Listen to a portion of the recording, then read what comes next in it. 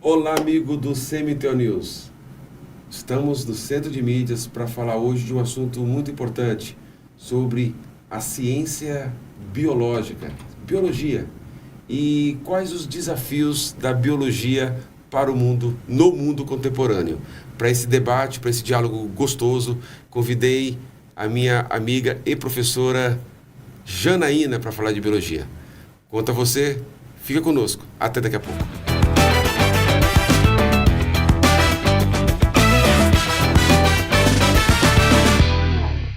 Estamos de volta.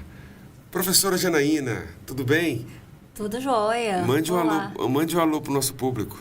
Olá a todos. É um prazer estar aqui com o professor César Augusto. Obrigado. Nesse trabalho. Admiro muito ele nesse trabalho que ele faz. Estou muito feliz de estar aqui. Que legal, Janaína. Antes de nós começarmos a falar sobre biologia, os desafios da biologia, hoje a galera vai ouvir mais biologia do que história, viu? Vamos falar um pouquinho, mas vamos dar ênfase na biologia. Rapidamente, assim, em poucos minutos, por que você escolheu biologia? Para fazer uma graduação, ser professora, o que te motivou? A biologia, para mim, ela foi incentivada por uma professora de biologia, uma professora Vilma, olha, a gente não esquece nem o nome.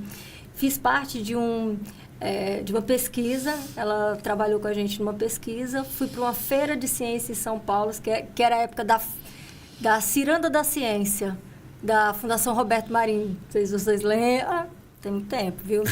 E aí a gente ganhou esse projeto, fomos até São Paulo e esticou o pensamento científico, né? E aí fiquei com aquilo, vou ser bióloga, mas isso começou lá no ensino fundamental, só para você ter ideia. E alimentei isso aí. Muito bom. Viu? Por mais incrível, assim, vou revelar alguma coisa que eu não queria revelar, né? Porque o nosso ouvinte nos acompanha muito nos podcasts de história. Então, assim, o professor César tem cara de história. Muitas vezes eu estou trabalhando, chega algum novato, o senhor é professor de história? Porque a gente parece que encarna, né? E eu não tenho vergonha de ser professor, nunca falei que me arrependi, né? Não acho que... Eu me distancio dessa narrativa. Coitado, eu não tenho isso. Eu sempre quis ser professor. O meu questionamento não é o fato de ser professor, é como eu sou professor, né? As regras e as diretrizes que vêm do governo federal via secretarias, isso aí eu não vou esconder isso, que afetam o meu dia a dia e eu não concordo, mas como profissional eu cumpro todos os requisitos. Então, beleza. Quando eu era adolescente, você sabia que eu queria fazer biologia? Olha, eu já falo... Você parece biólogo também, viu? Você tem esse lado pesquisador, esse lado científico. Você parece biólogo. Pois é. Eu acho que podemos ainda trabalhar isso. Quando eu era criança, eu falava que eu queria ser professor. Minha tia, você é doido, meu sobrinho, você é doido, tá ficando doido. Não, mas eu me tornei professor e fiz história. Eu comecei a me despertar para a história já depois dos 18 anos. Eu sempre admirei aqueles intelectuais que falavam do passado e tal, né? Aqueles debates históricos, eu assim, me apaixonei por aquilo. Aí filosofia, história e tal, e eu migrei para esse lado. Eu vou dizer que é um pouco difícil fazer biologia, porque geralmente, assim, quando eu tenho possibilidade de fazer graduação, eu tô mais para letras do que para biologia, para falar a verdade. Olha. Mas quem sabe, né? Quem sabe. Mas enfim, vamos aqui falar de biologia. Nós estamos em um mundo onde os avanços técnicos, eles estão em um ritmo muito acelerado, né? O tempo, nesse sentido, ele gira mais rápido do que uns 500 anos atrás. O espaço de tempo de uma descoberta para outra hoje é muito rápida. Então, eu tenho assim, muitos estudos, descobertas no campo da genética, no campo da biotecnologia, né? Então, assim, como é que é ser professora de biologia, ensinar biologia dentro desse mundo que gira rápido, assim, em termos de técnicas, na genética e na biotecnologia? Quando a gente fala assim, vai ser professora, né? É aquela situação. Eu sempre pensava assim, eu vou trabalhar como bióloga. E aí eu atuei como bióloga, mas eu realmente gosto de trazer essa parte da parte prática que eu trabalhei para os alunos. Então, assim, hoje eu não me vejo não estando na sala de aula. E, assim, às vezes, em até alguns sentidos, trabalhei em outra área que não era a biologia. E hoje eu me sinto, sim, quando eu estou falando novamente da biologia, parece que a gente vivencia novamente toda essa parte que a gente tem.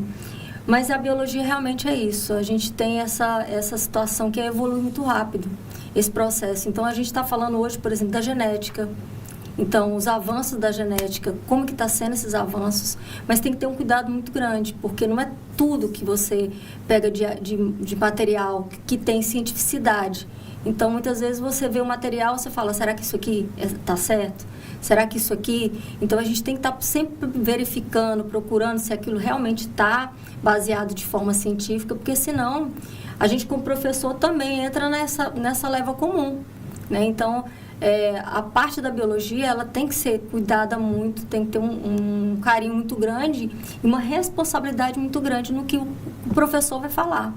Porque você está influenciando ali, de certa forma, o aluno para a vida, né? De questões de genética. Hoje a gente tem epigenética, então tem várias outras situações que são novas. E para a gente, professor, também, isso é tudo novo. Então, você pode dar um exemplo?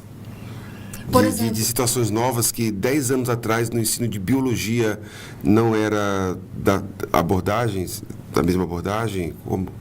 Por exemplo, em 2013 a gente fez um mapeamento do nosso DNA. Foi feito um mapeamento e era para se levar 25 anos. Levou menos de 10 anos para fazer esse mapeamento do DNA. Então foi muito rápido isso.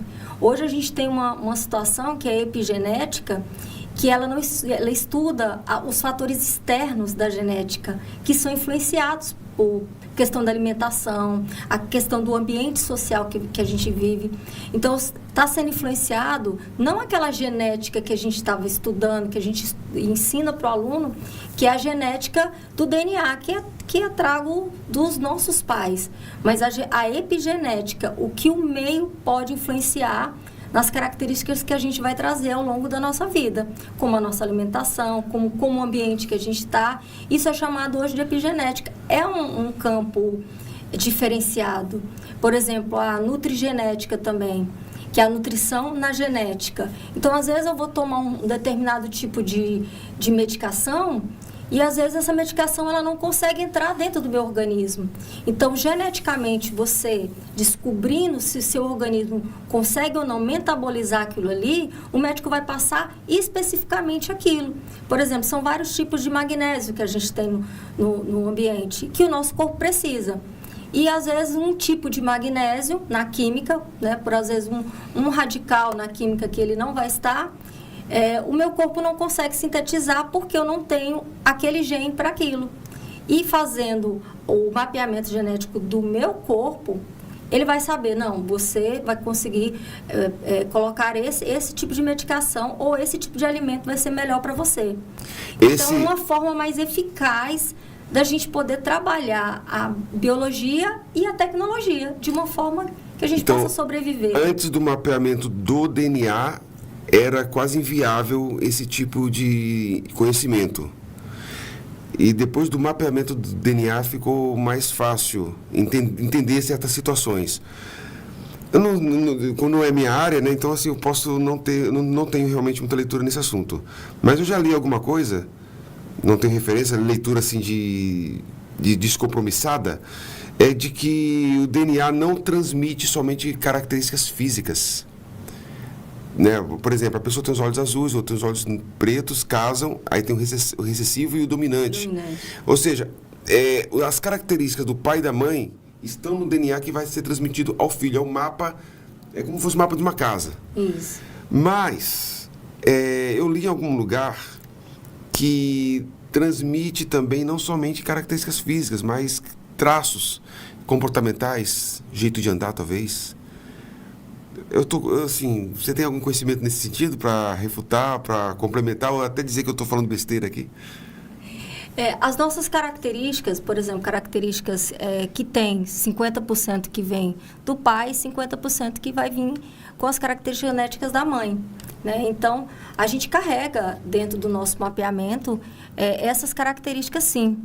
E ao longo do tempo, hoje, da forma que eu estou te falando, a gente também está trazendo as características que a gente possa hoje compreender, que fala assim, poxa, mas caminha da mesma forma que o pai, né? Às vezes tem a mesma forma de se alimentar. Os gestos, né? E propriamente não está imitando, né? Então, são coisas que também a gente a genética está tentando estudar sobre essas características também. Eu tenho essa curiosidade, porque fala assim, não, mas é normal você imitar gestos do seu pai, porque você convive, né? Foi criado por ele. Não é bem assim, porque... É bem assim, sim, mas assim, tem casos que não se enquadram nisso. Porque se explicar crianças que foram abandonadas pelo pai, que foi criado só com a mãe, que eu já vi, que eu conheço. Crianças assim que conviveu com o pai apenas 1 ano de idade, se separaram e a mãe fala assim, olha, o meu filho anda parecido com o pai dele e não tem convívio nenhum. É por isso que eu li em algum lugar mesmo que o DNA ele transmite não somente características físicas, né? Mas é complicado, né? Porque os hábitos também são formados durante a socialização, o convívio, né? A referência que a criança tem, né? Mas eu fiquei com essa dúvida, se o DNA tem alguma participação.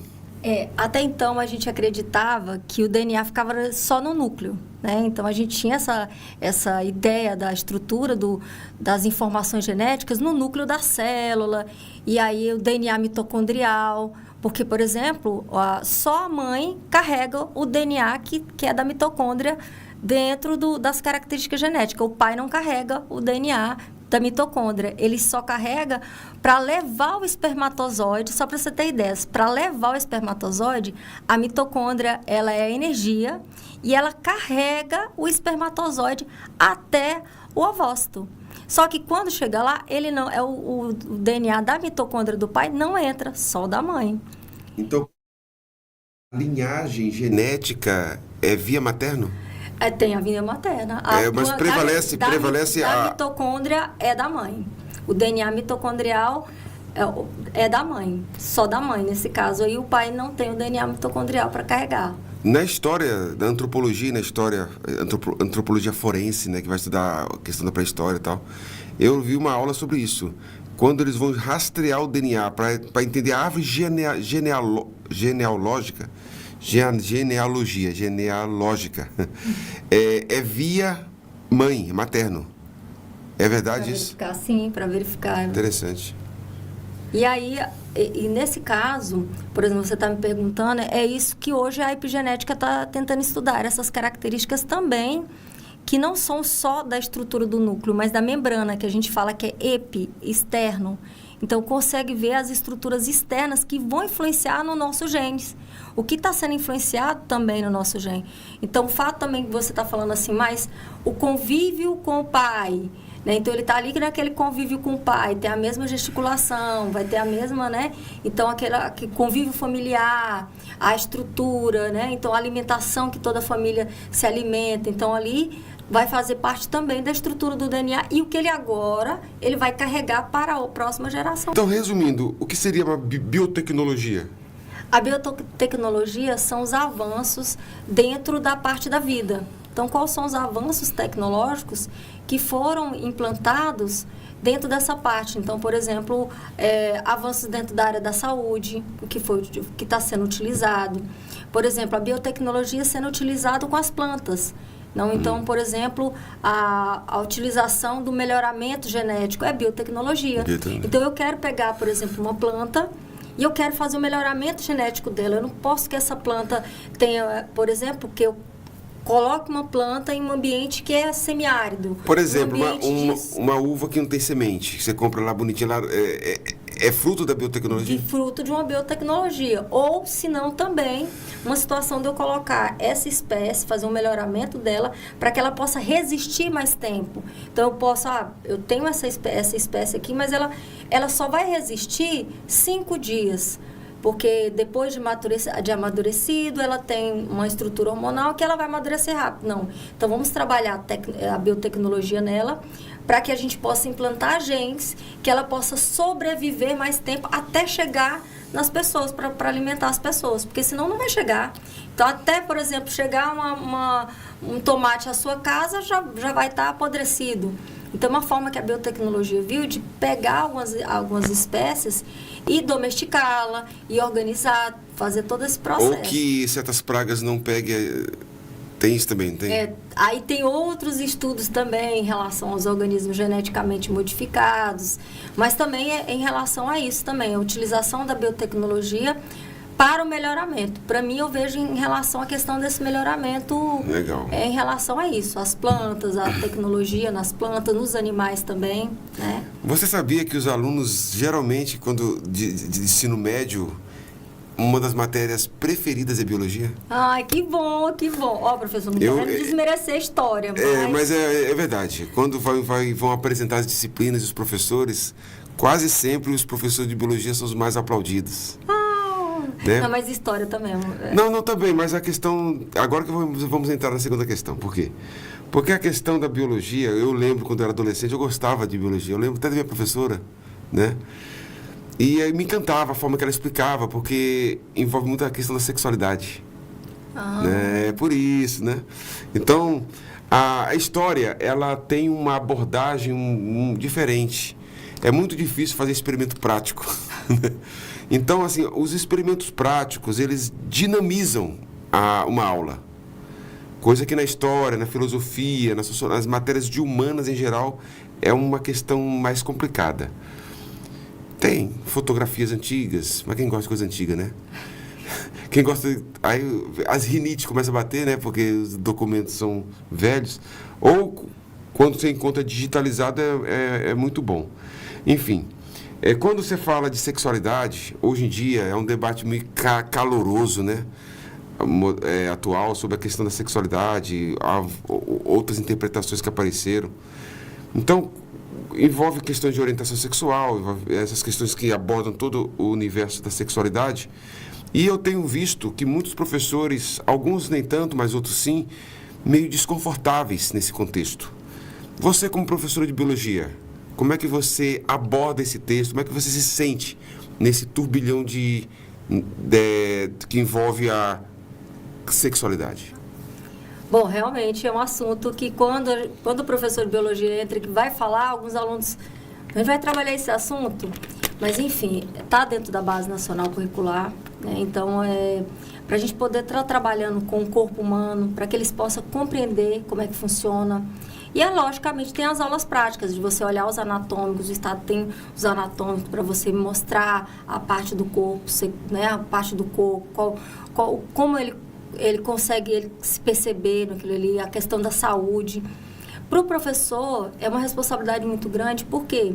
Porque você vai trabalhar com ele dentro do que a gente está ali na abordagem do livro. Então, qual que é o meu papel como bióloga? É falar sobre o corpo humano. É falar as partes do corpo humano, como que funciona, o órgão reprodutor, como que funciona, né? O trajeto que faz para o processo de fecundação. Então, esse embasamento que está dentro das competências, que é a questão do embasamento dele poder entender cientificamente como que funciona, né? Então, a questão dele compreender a parte da cientificidade. Aquilo ali é ciência. Então, entender a parte do seu corpo. Agora, em relação à parte da sexualidade, aí o professor, nesse caso, aí tem um outro quesito, né? O professor já não tem essa situação. Porque a gente vai ensinar para ele o corpo humano, né? Então, essas orientações em relação às infecções sexualmente transmissíveis, e a gente orienta também. Mas são orientações que é repassado, que está dentro também do material, que é do livro, né? Então, é uma aula que os meninos prestam bastante atenção também, eles querem saber. E é uma aula que a gente tem toda uma responsabilidade de falar sobre as questões anatômicas e da biologia. Então, funciona assim, o corpo humano é assim, o corpo humano masculino, o corpo humano feminino. Então, a gente tem toda essa questão que está dentro do livro também, dentro do material. Outros quesitos que não estão baseados no material que a gente recebe, aí a gente também, como professora, a gente não trabalha, né? Então, assim, o professor de biologia, ele tem que ter essa leitura de que o que eu vou trabalhar na biologia? Eu vou trabalhar com o sistema de reprodução. Então, eu vou trabalhar e ensinar para ele a parte da reprodução.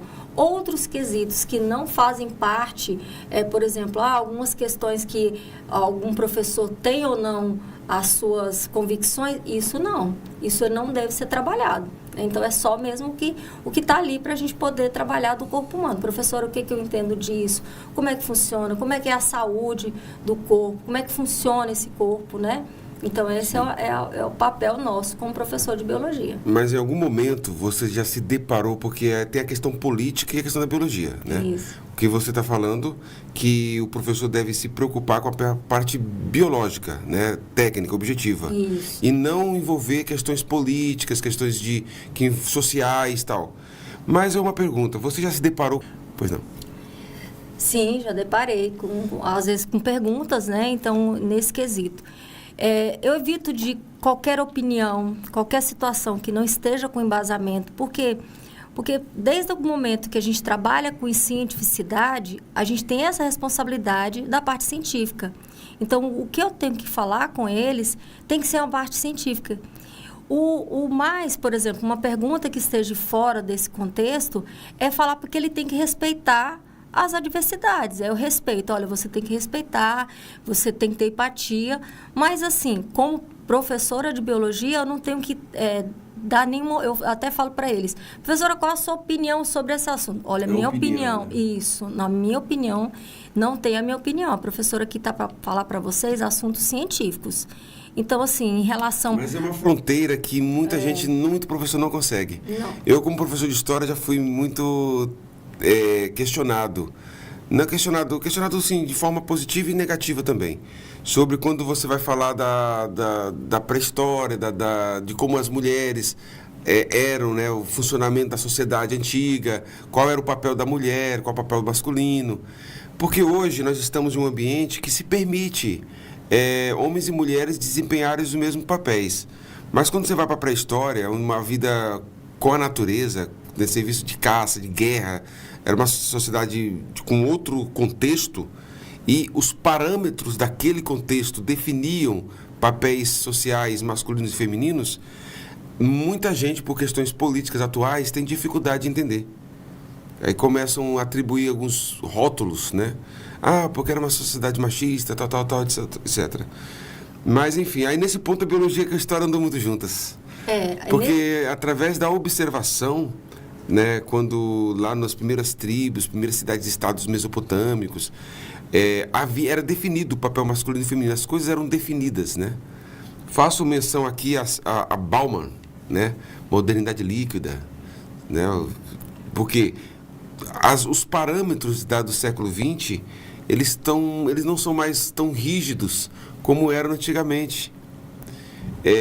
Hoje você observa que um valor é positivo, daqui uns 10 anos já é considerado negativo, dependendo da situação, das questões sociais, das questões ideológicas, das situações econômicas. Por isso que voltamos ao início desse podcast. O mundo do século XX, ele, como Hobsbawm dizia, né, eu vou usar de empréstimo o título do livro, era dos extremos, né, é um mundo de extremos. Então, por exemplo, na década, quando eu era criança, com muito orgulho do século XX, não tenho vergonha da minha idade, eu acho até bom ter experiências, não falava em gênero, falava sexo. Sexo dos anjos, né? O debate entre sexos. Aos poucos, a sociologia começou a modificar sexo por gênero. E Bauman também diz que tudo é dissolvido, né? Os valores do século XX são dissolvidos. Então, o que é certo e o que é errado é relativo. É um mundo relativizado. Cada um tem sua verdade. Na sociologia chama-se a pós-verdade, né? Então, é impressionante porque a biologia tem a ver com história, tá vendo aí? Você fala então, que não tem, eu tô ouvindo aqui. Tô ouvindo, tem um contexto biológico. Tem tudo a ver, lógico. Então, é o seguinte. Porque esse debate sempre é presente em sala de aula. Então, às vezes, eu sempre falo isso, olha, era assim que era o contexto. Na Roma Antiga, o contexto era assim. Na Mesopotâmia, o contexto era assim. Agora, o meu juízo de valor, realmente eu acho hoje melhor. É um juízo de valor. Mas, como professor de história, eu tenho que estar atento aos documentos e ao que os historiadores profissionais interpretaram profissionalmente o documento, transformou em um texto, em um artigo científico, em uma tese de doutorado e apresentado. Você pode gostar ou não, mas é assim que funcionava.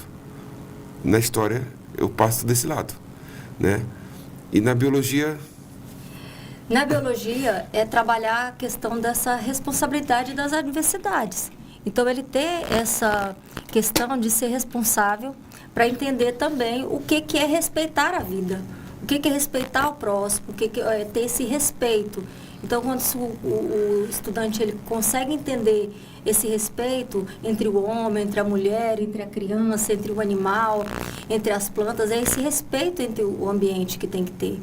Porque se a gente for colocar dentro da biologia todas essas situações que não está hoje dentro dos livros, que não está para ser trabalhado dentro dos livros, eu vou estar colocando as minhas opiniões pessoais, eu vou estar colocando conjunturas, e isso vai muito além da minha parte como professora. Então, a minha parte, ela tem um certo limite. O meu limite é esse. É explicar a cientificidade, é explicar o pensamento científico para ele, para que ele possa, sim, perguntar, se questionar, mas alguns questionamentos que está também, não cabe a mim, como professora, estar trabalhando isso com ele, porque vai muito mais além dessa questão. Então, é uma questão familiar, é uma questão que tem que estar sendo trabalhado em casa, né? Então, tem muitas coisas que eu falo, olha, isso aí não cabe a professora estar respondendo esses quesitos aí. Ah, professora, desculpa, não. Eu falei, não tem nada a ver com essa questão, não, porque a professora não vai estar trabalhando isso daí. Agora, uma pergunta até difícil, eu sei que é difícil, se não sentir à vontade também não precisa responder, mas se puder. Você acha que os livros didáticos, os grandes biólogos, escritores, eles têm esse cuidado? Bom, os livros que estão sendo trabalhados, sim. Isso é bom. Os livros de biologia têm todo esse cuidado. Por exemplo, o Amabis, a Sônia Lopes, vários outros livros que a gente trabalha, os livros que o Estado tem, sim. Tem esse cuidado de estar trabalhando a parte do corpo humano, científica. A parte científica, de reprodução. Então, o livro ele tem todo esse material. A Base Nacional Curricular também cuida dessa parte.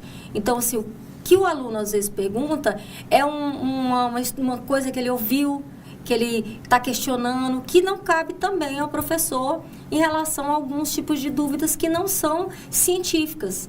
E às vezes eu posso estar colocando a minha opinião ali para ele achando que aquilo ali é a minha opinião. Ah, então seu pensamento é esse, professora, sobre isso? E talvez nesse... É que os alunos querem saber o que você pensa. Isso. Eles têm curiosidade de saber a tua opinião. E a gente tem que ter esse cuidado. Por quê? Porque a gente brinca, né? Que é o adulto daquela relação ali, de ensino e educação. E aí ele ainda está em formação. E nessa formação eu posso, sim, influenciá-lo em várias situações. Então, como professora de biologia, eu tenho que me antenar e falar assim, olha, até onde que vai minha parte científica aqui dentro da sala? Porque ele não é um laboratório, ele está vivo, né? Então, esse laboratório, ele é pensante. Então, a partir do momento que eu saio fora do meu planejamento, às vezes, para falar assim, eu vou responder isso aqui. Mas, às vezes, nem eu tenho esse embasamento total sobre aquilo. Porque a biologia é a evolução da biologia. A gente fala que hoje eu aprendo uma situação, daqui um pouco a gente descobriu uma outra situação. Mas para a cientificidade, a gente precisa de um tempo para falar assim, os cientistas colocaram que isso é certo. Então, de repente, fala que determinado tipo de alimento faz bem. Daqui um pouco fala, não, mas ele não faz bem. Então, assim, até então, eles juntarem e falar assim, olha, agora a gente tem 100% de certeza que esse alimento vai fazer mal. Só que assim... Isso aqui, assim, até lá, muita a gente não pode ficar com, né? Existe uma área de pessoas, um campo de gente aí que diz que, assim, que a ciência falou é verdade. Mas quando você vai estudar a história da ciência, em muitos momentos, o que foi concluído em um ano, 10 anos depois, outra descoberta desconclui, né? Refuta, né? Então, eu não sou cientificista, eu acho que a ciência é importante, mas ela tem seu lugar na concepção do mundo, assim, nas relações, no entendimento da vida. Não sou negacionista, mas a ciência ela tem seu papel, só que tem uma diferença de ser cientificista, né? de acreditar na ciência, de ser científico e ser cientificista. Uma pessoa cientificista, ele é uma pessoa que a ciência é como um deus para ele. O que a ciência é verdade é o que a ciência comprova. E está cheio de exemplos de que a ciência já chegou a conclusões precipitadas. Sim. Né? Então, assim, a sociedade, agora como professor de história, as sociedades antigas, que não tinham esses métodos científicos, em muitas delas, elas não se autodestruíram por isso, por não ter a ciência. Civilizações, sociedades rurais, com pouco contato escolar, será que eles são destrutivos por eles não terem a ciência? Porque existe a questão da tradição, a questão das religiões, né, que também fundamentam a sociedade. Então eu vejo, já fazendo o papel aqui de professor de história, que a ciência, a tradição, a religião são coisas que se complementam, que estruturam uma sociedade, não unicamente só uma delas, que eu quero dizer. Você trouxe algumas imagens ou eu sou... Não, trouxe só essa imagem aí. Da Janaína. Biologia para a vida. Beleza. Biologia para a vida. Se os alunos já quiserem me seguir. Beleza. O que esse podcast, esse tema aqui é um tema muito delicado, o que você falou, ouviu aqui, o que a professora Janaína explicou sobre a questão da sexualidade, diferença da questão política para a questão biológica, entendi certo? Sim. A questão da biotecnologia, o que é biotecnologia que você explicou. O que ela falou aqui, que os livros de biologia, embasados em autores consagrados, tratam a biologia de forma acadêmica, de forma séria. Se você discorda ou concorda, de forma gentil, coloque embaixo. Se você tem exemplos de livros que não tratam dessa forma e queira se manifestar, o espaço é aberto para você colocar embaixo.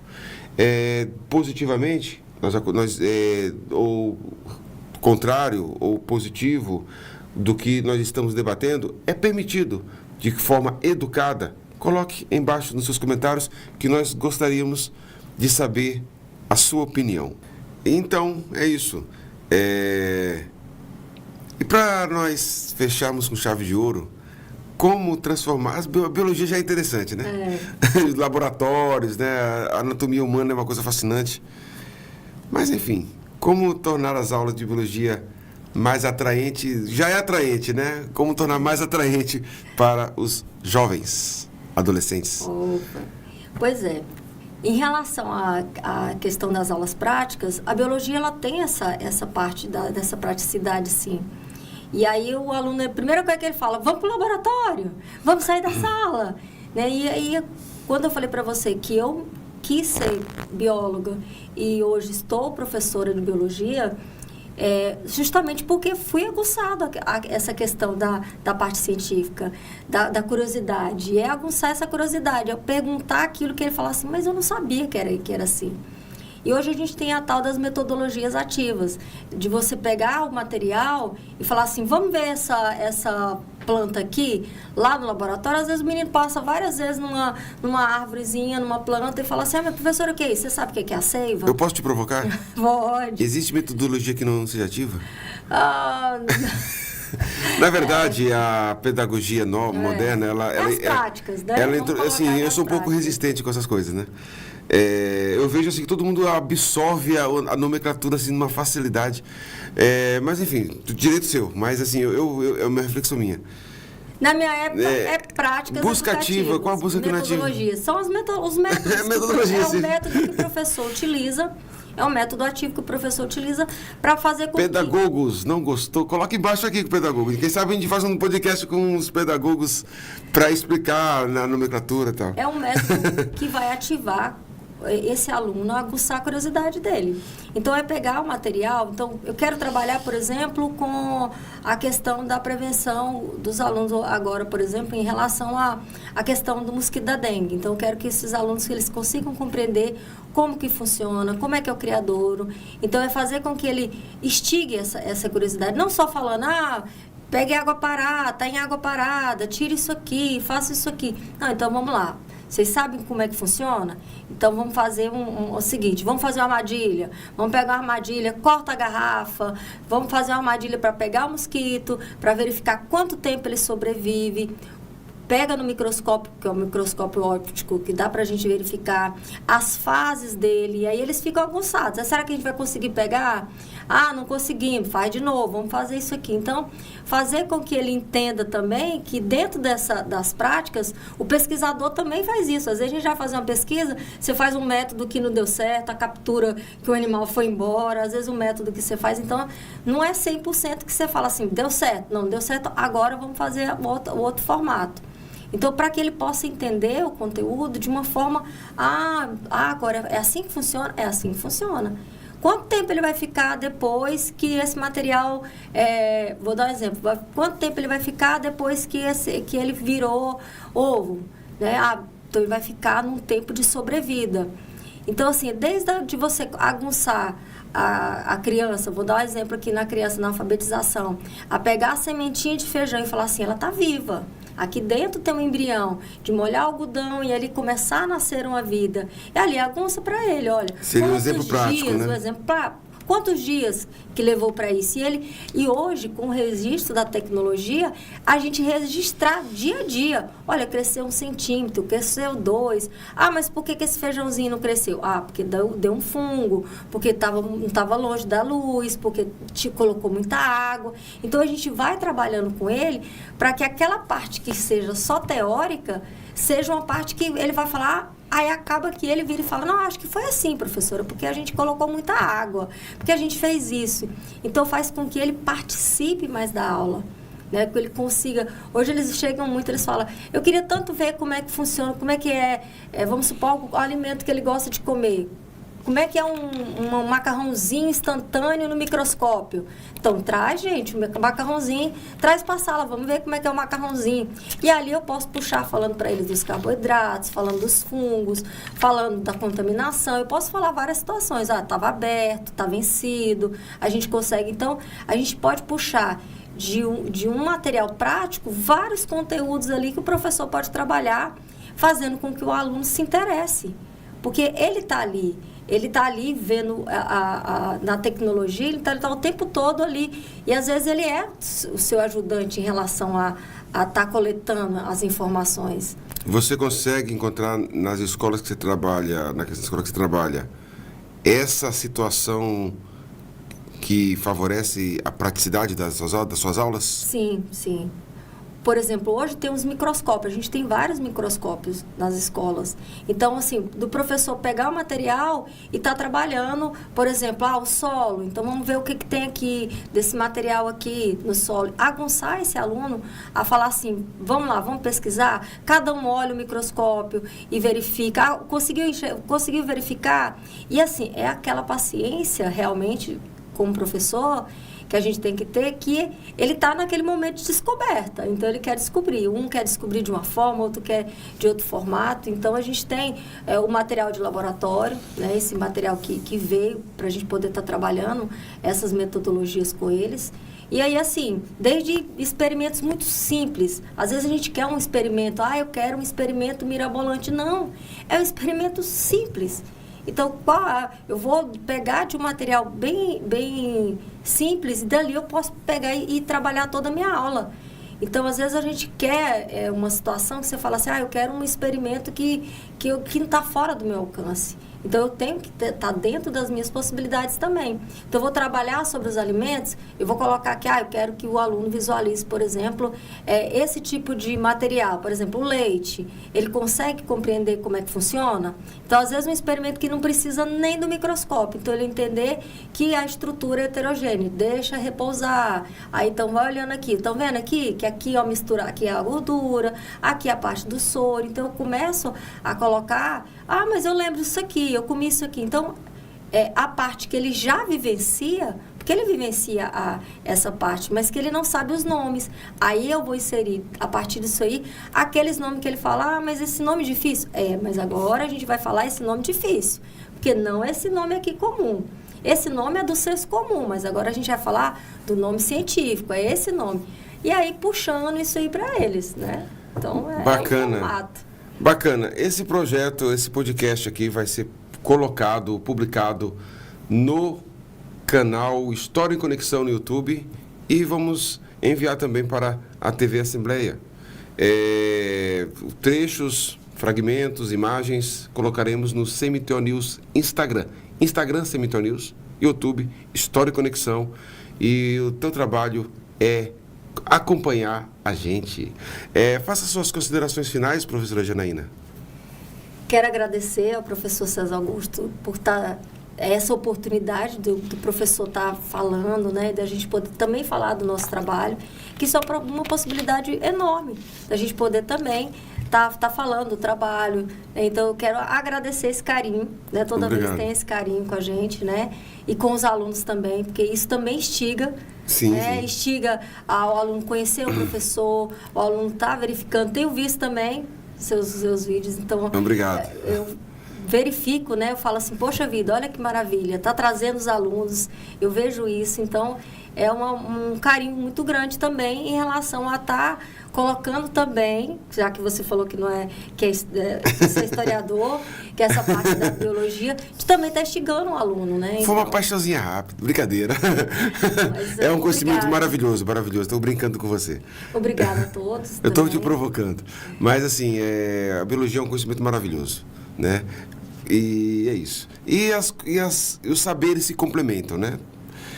Deixo com você aqui um docinho aqui para adoçar a vida. Muito obrigada. Essas aqui eu deixo aqui para a produção do CMTO News, do Centro de Mídias, né? Que ajuda aqui com o CMTO News, Plínio e Gabriel. Agradecer o Centro de Mídias também. Agradecemos o Centro de Mídias por estar sempre aberto aí. E é isso.